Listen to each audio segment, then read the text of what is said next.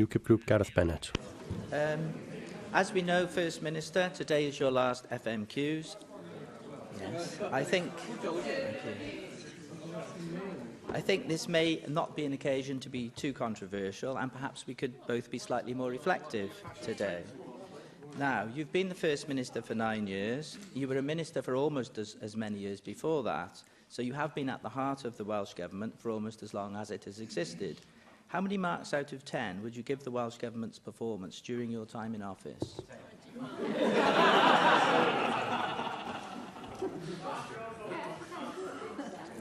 that the answer?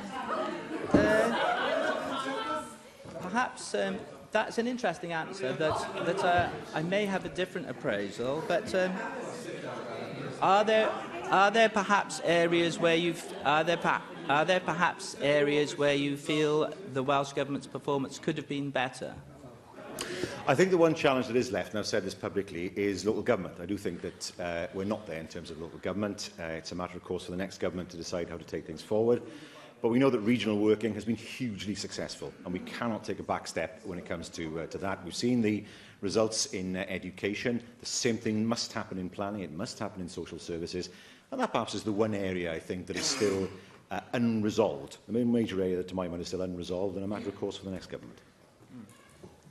Now, you were featured in a BBC Wales programme last night, being First Minister, a very interesting show, in which you've said, what the Welsh public want to see is delivery. They are not interested in the mechanics. All the rest of it is guff. It doesn't count as far as the Welsh public are concerned. End of quote.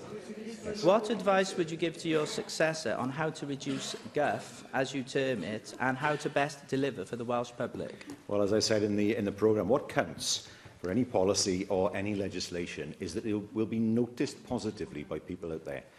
Of course, the process of honing that legislation is important, but the public don't notice it. What is important that when we do something here that people say that's made a real difference to our lives. Now, I'm not going to go through a list as I normally do in FMQs, but the one piece of legislation I think we can all be proud of, and I give Di Lloyd credit for it because it was his idea originally, is the Human Transplantation Act. There are literally people alive today as a result of that. I know there were concerns and misgivings amongst some members. Not everybody was entirely comfortable with the direction that was being taken.